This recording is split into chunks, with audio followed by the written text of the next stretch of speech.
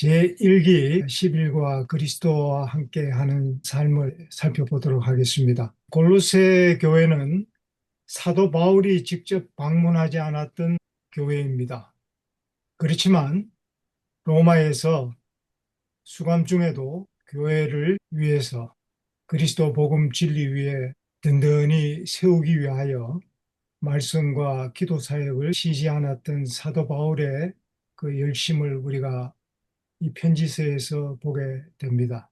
비록 사장으로 구성된 짧은 책이지만 여기에는 깊은 신학이 담겨져 있습니다. 11과는 보통 제목이 아닙니다. 그리스도와 함께 사는 삶은 굉장한 제목입니다. 왜 그럴까요? 모든 그리스도인들에게 최종적이고 궁극적인 목표는 그리스도와 영원히 함께 사는 것입니다. 소위 말하면 이 구속 사역의 마지막 국면이 그리스도와 영원히 함께 사는 일이기 때문입니다.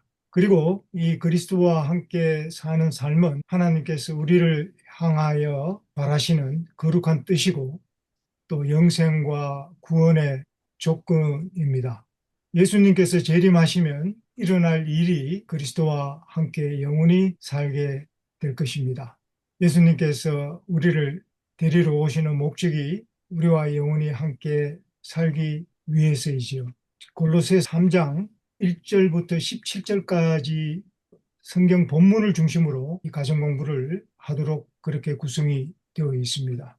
성경 그 자체가 우리에게 해답을 주고 있습니다. 모든 사람에게 그리스도와 함께 사는 자유와 특권이 주어져 있습니다. 아직도 이 세상은 어둡고 무지하고 그리고 속아서 그리스도와 함께 살지 못하고 있습니다. 그래서 우리들이 지금 그리스도 복음을 온 세상에 신속하게 전파해야 할 이유를 또 알게 됩니다. 그리스도는 우리와 함께 살기 위해서 오셨고 또 모든 사람을 초청하고 계십니다.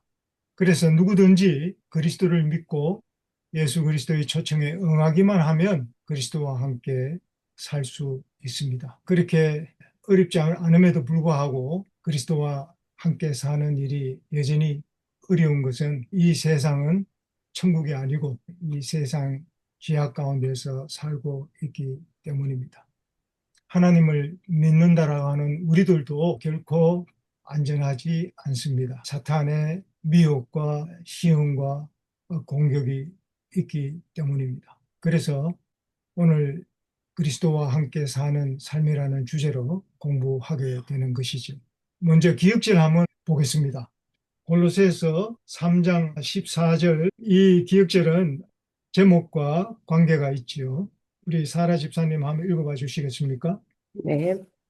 이 모든 것 위에 사랑을 더하라. 이는 온전하게 매는 띠니라. 골로새서 3장 14절 말씀.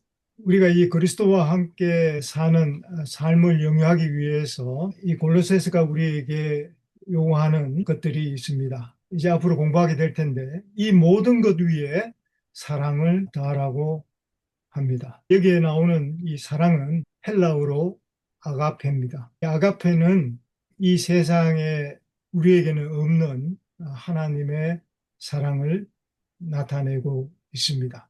다시 말해서 예수 그리스도의 구속적인 사랑을 의미합니다. 이 사랑은 우리가 골로새서를 통해서 공부하게 될 여러 가지 덕목 가운데에서 빼놓을 수 없는 가장 중요한 것입니다. 모든 덕목을 다 잘 사용하고 발휘해도 이 사랑이 없으면 아무것도 아닐 만큼 이 사랑은 중요한 것입니다. 믿음, 소망, 사랑 이 세 가지 중에서 사랑이 제일이라는 말씀을 하게 되는 것이죠. 우리가 이 성경 그 자체를 통해서 우리 다시 한 번 더 확인해 보겠습니다. 이 고린도전서 13장 1절로 3절까지 내가 사람의 방언과 천사의 말을 할지라도 사랑이 없으면 소리나는 구리와 울리는 꽹과리가 되고 내가 예언하는 능이 있어 모든 비밀과 모든 지식을 알고 또 산을 옮길 만한 모든 믿음이 있을지라도 사랑이 없으면 내가 아무것도 아니요. 내가 내게 있는 모든 것으로 구제하고 또 내 몸을 불사르게 내어줄지라도 사랑이 없으면 내게 아무 유익이 없느니라. 이렇게 사랑은 귀중한 것입니다. 예수 그리스도의 사랑은 정말 의심 없이 받아들이고 믿을 수 있는 사랑입니다. 그리스도와 함께 살기 위해서 이 사랑을 골로새에서도 이렇게 강조하고 있습니다. 우리가 율법에서도 잘 알고 있는 것처럼 예수님께서 율법 중에 가장 큰 계명은 첫째는 주 너희 하나님을 사랑하는 것이요. 둘째는 내 이웃을 내 몸과 같이 사랑하는 것이라고 말씀하셨습니다. 그래서 그리스도와 함께 사는 삶은 우리가 유일하신 하나님을 우리의 마음을 다하고 뜻을 다하고 또 힘을 다하고 목숨을 다해서 사랑하도록 우리를 초청하고 있습니다. 그렇게 될 때에 그리스도와 함께 사는 삶은 반드시 이루어지게 되어 있습니다. 그리고 그리스도께서 처음부터 마지막 때까지 변함없이 우리를 초청하는 것은 당신과 함께 살고자 하는 것입니다. 누구든지 그리스도를 영접하면 그 이름을 믿는 자들에게 하나님의 자녀가 되는 권세를 주셨습니다. 우리가 잘 아는 요한복음 1장 12절 말씀입니다. 그리고 요한복음 3장 16절에는 누구든지 저를 믿는 자마다 하나님께서 영생을 약속하셨습니다. 오늘 이 위대한 제목으로 공부하는 것은 그리스도와 함께 사는 기회를 주시는 하나님의 자비와 긍휼 그 자체입니다. 이 세상을 향하여 하나님의 마지막 기별은 이제 그리스도와 이제는 함께 살자고 하는 초청입니다. 이것은 그리스도와의 관계 회복에 관한 문제입니다. 우리가 그리스도와의 관계가 회복되지 아니하면 그리스도와 함께 사는 일은 불가능합니다. 이런 맥락에서 오늘 제목은 새 천사의 기별, 곧 영원한 복음이나 다름이 없습니다. 우리가 이 세상에 복음을 전하는 이유는 그리스도를 영접하게 하고 또 그리스도와 함께 살도록 초청하는 것 아니겠습니까? 그리스도와의 관계를 회복하는 것이 새 천사의 기별의 핵심입니다. 그래서 우리는 그리스도와 함께 사는 삶을 위하여 일요일소식 한번 가보도록 하겠습니다.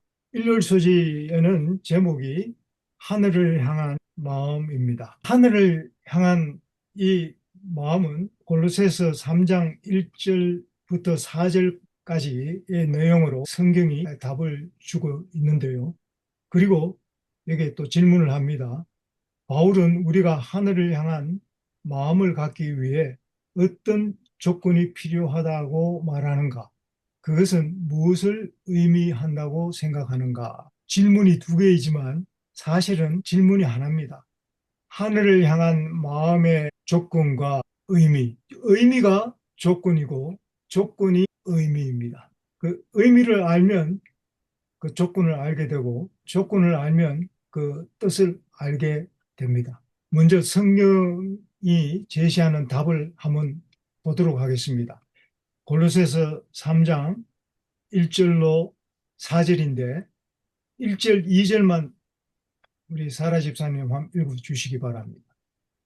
그러므로 너희가 그리스도와 함께 다시 살리심을 받았으면 위의 것을 찾으라. 거기는 그리스도께서 하나님 우편에 앉아 계시느니라. 위의 것을 생각하고 땅의 것을 생각지 말라. 자, 너희가 그리스도와 함께 다시 살리심을 받았으면 위의 것을 찾으라 그랬습니다. 그 위의 것을 찾으라고 이야기한 이유가 무엇입니까? 이미 골로새 교인들이 그리스도와 함께 살리심을 받았기 때문입니다. 그리스도와 함께 살리심을 받았다는 말씀이 무엇일까요? 여기에 본문은 우리가 그리스도와 함께 죽고 그분과 함께 부활하는 것을 통해서 하늘에 더 가까이 다가갈 수 있다라고 설명을 하고 있습니다. 결국 침례를 설명하고 있는 것입니다. 우리가 이 말씀을 더 확실하게 이해하기 위해서 다른 성경절을 찾아보겠습니다. 교과책에도 나오는데, 월요일 소재에 나오는데, 여기 조금 미리 한번 찾아보겠습니다. 로마서 6장 2절, 4절, 11절 한번 읽어봐 주시기 바랍니다. 로마서 6장 2절, 3절, 4절, 11절. 그럴 수 없느니라. 죄에 대하여 죽은 우리가 어찌 그 가운데 더 살리요. 무릇 그리스도 예수와 합하여 침례를 받은 우리는 그의 죽으심과 합하여 침례 받은 줄을 알지 못하느뇨.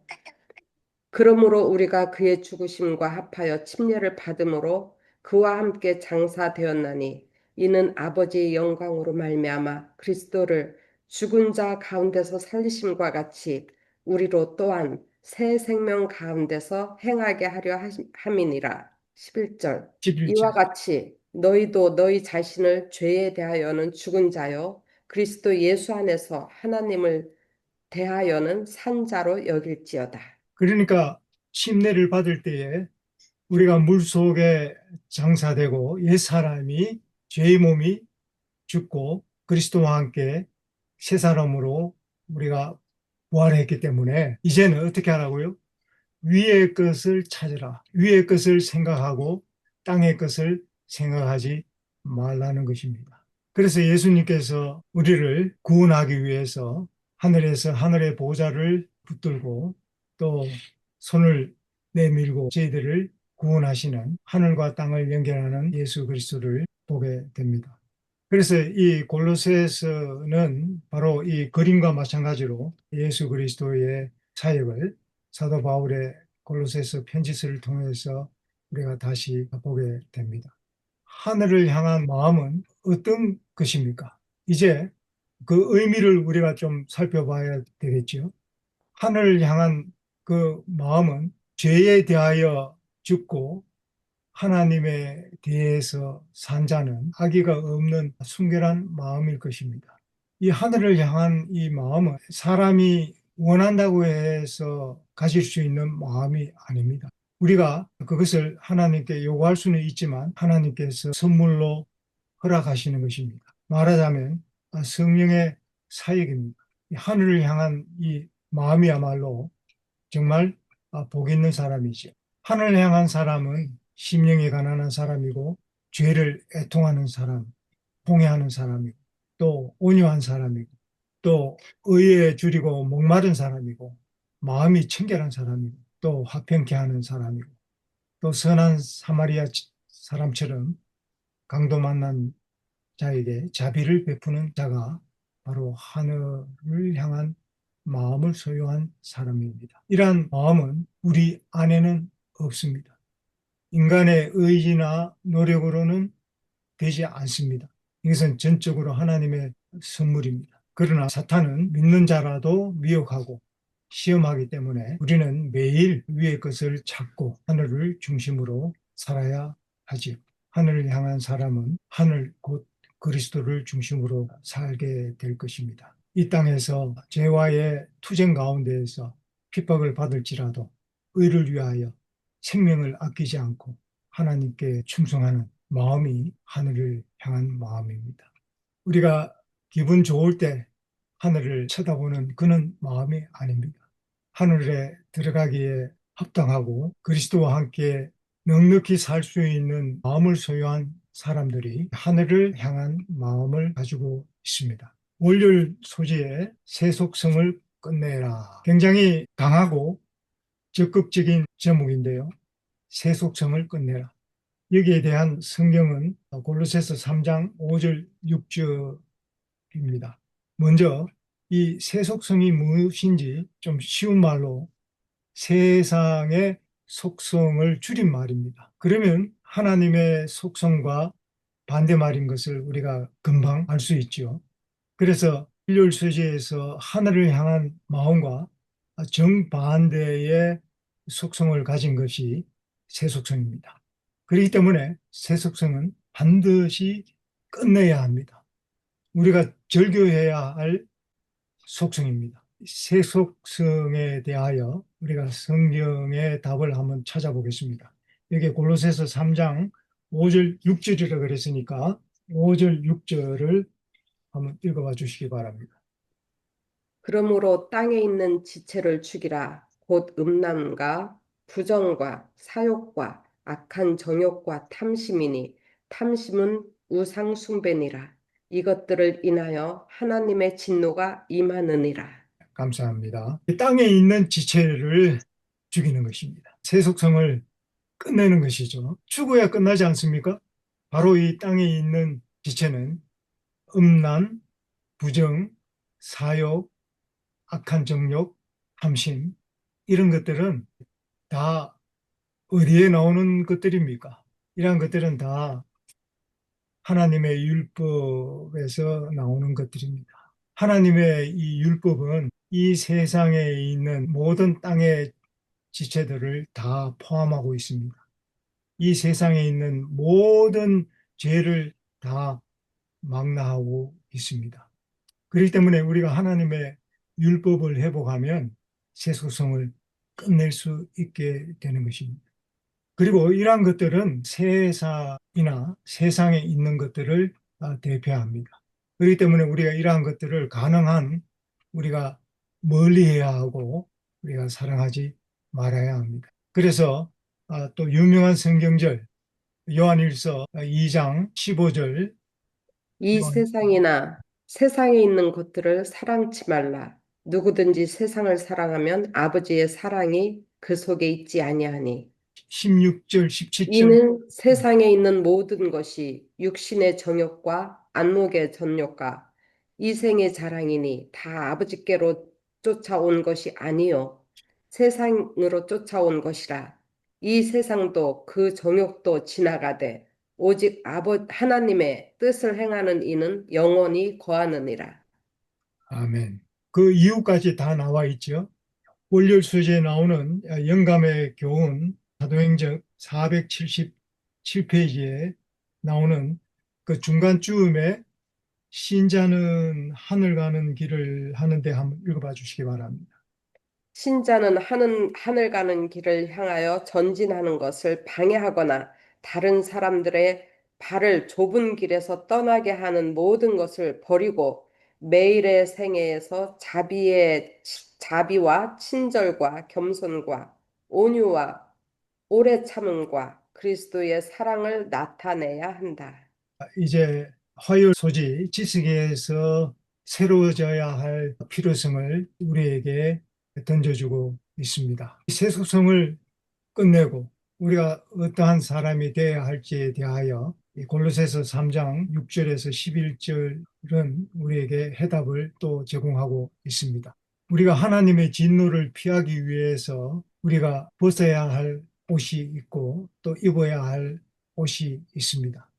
우리의 말이나 우리의 행동이나 또 써야 할 모자나 또 입어야 할 옷이 있다면 모든 것들은 다 하늘에 적합해야 할 것입니다. 그러므로 낡고 더러운 옷은 벗어버려야 하겠습니다. 이 낡고 더러운 옷은 옛사람일 때 우리가 입었던 옷을 의미하는데 이 성경에서는 옷을 벗기고 또 옷을 입히는 이야기가 많이 나옵니다. 그것은 실제적으로 우리가 옷을 벗고 입는 것이 아니라 몸의 지체를 벗어버리는 것을 의미하는 것입니다. 월요일 소재에서 읽었던 것처럼 땅에 있는 지체를 벗어버리는 것을 의미하는 것이고 또 새 옷을 입는 것은 하나님께서 우리에게 명하신 모든 말씀들을 순종하는 것을 의미하는 것입니다. 골로새서 3장 8절, 9절 여기서 나오는 우리가 벗어버려야 할 옷이 무엇인지 추가적인 내용을 8절, 9절에서 한번 읽어보겠습니다. 이제는 너희가 이 모든 것을 벗어버리라. 곧 분과 악의와 회방과 너희 입에 부끄러운 말이라. 너희가 서로 거짓말을 말라. 옛 사람과 그 행위를 벗어버리고 벗어버리라고 했는데 내용은 옷이 아닙니다. 여기 분함과 노여움과 악의와 비방과 같은 입에 부끄러운 말입니다. 죄에 익숙한 우리가 죄를 버려야 하는데 죄를 버려야 할 줄은 알지만 어렵지요. 그러나 이 어렵다는 말에도 복음이 있습니다. 왜 그러냐면 어렵기는 하지만 불가능은 하지 않기 때문이죠. 어려울 뿐입니다. 그러나 불가능은 하지는 않습니다. 우리 죄를 버리는 일은 하나님이 대신에 해 주시지 않습니다. 그래서 죄를 과감히 버리는 데는 믿음과 용기가 필요합니다. 그리고 극적이고 결정적이고 근본적인 변화가 필요합니다. 그렇지 않고는 우리가 이 죄를 버릴 수가 없습니다. 떠날 수가 없습니다. 화요일 소재에서 8절에 나오는 여기 이제는 우리에게 어떤 뉘앙스를 줍니까? 전에 지은 죄를 회개하면 모든 죄를 용서해 주시겠다는 보증이 이제는 라는 말 속에 있습니다. 그래서 이게 복음 아닙니까? 하나님께서 다시 한번 우리에게 기회를 주는 것입니다. 하나님께서 골로새서를 읽는 모든 독자에게 소망과 희망을 주고 있습니다. 벗어야 할 것이 있다면 또 입어야 할 것도 있어야 되겠죠. 새 사람이 되기 위해서 어떠한 옷을 입어야 할까요?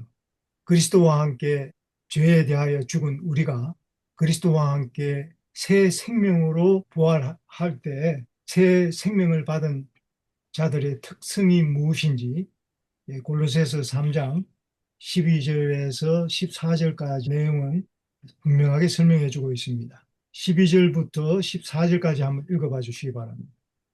그러므로 너희는 하나님의 택하신 거룩하고 사랑하신 자처럼 긍휼과 자비와 겸손과 온유와 오래 참음을 옷 입고 누가 네게 혐의가 있거든 서로 용납하여 피차 용서하되 주께서 너희를 용서하신 것과 같이 너희도 그리하고 이 모든 것 위에 사랑을 더하라.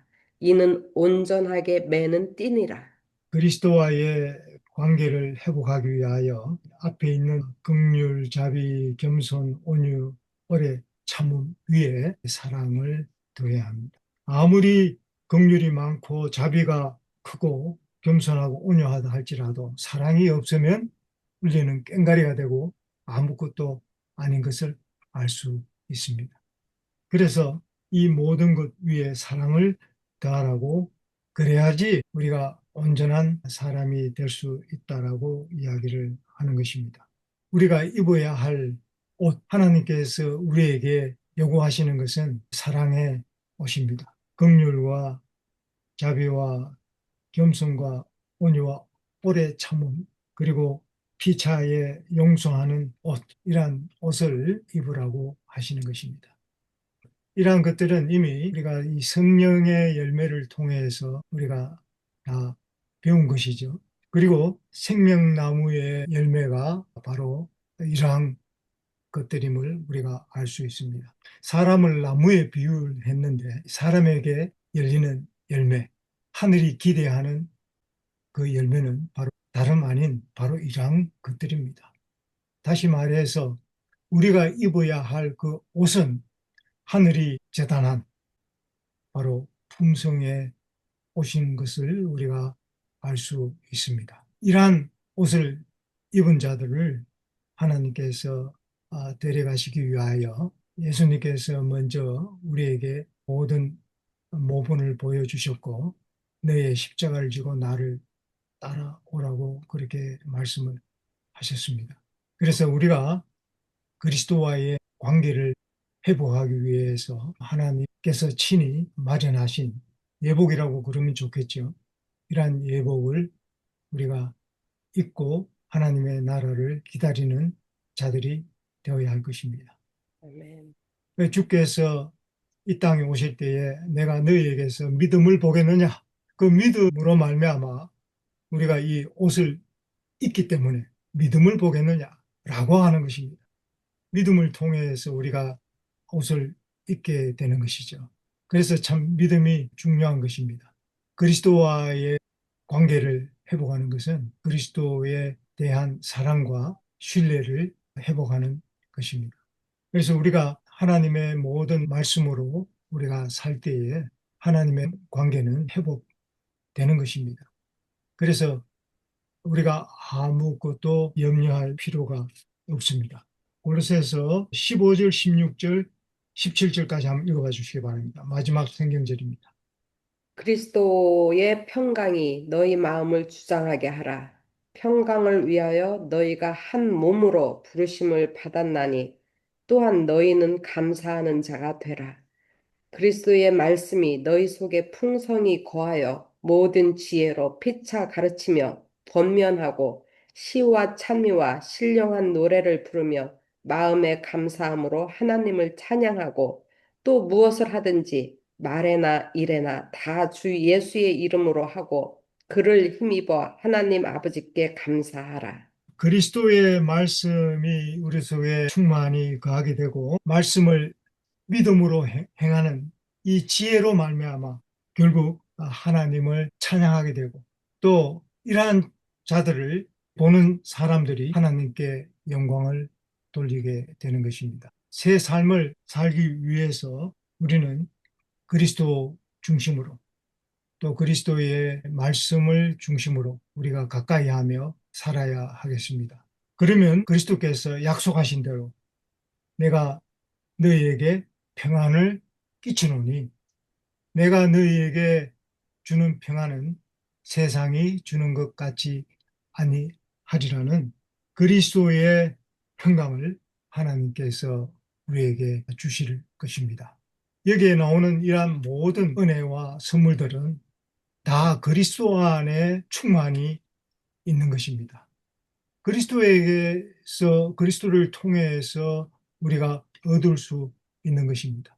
우리는 언제나 그리스도를 바라보고 또 그리스도의 명령에 주의하며 살아야겠고 하나님께서 이 마지막 때에 특별히 이 보혜사 성령을 약속하신 것은 이 성령을 통해서 우리와 세상 끝날까지 함께 계시고 또 성령을 통해서 우리의 생각과 우리의 마음을 지배하고 이 모든 하나님의 약속을 이루 주실 것이기 때문입니다. 우리는 늦은 빛 성령을 위해서 기도해야 합니다.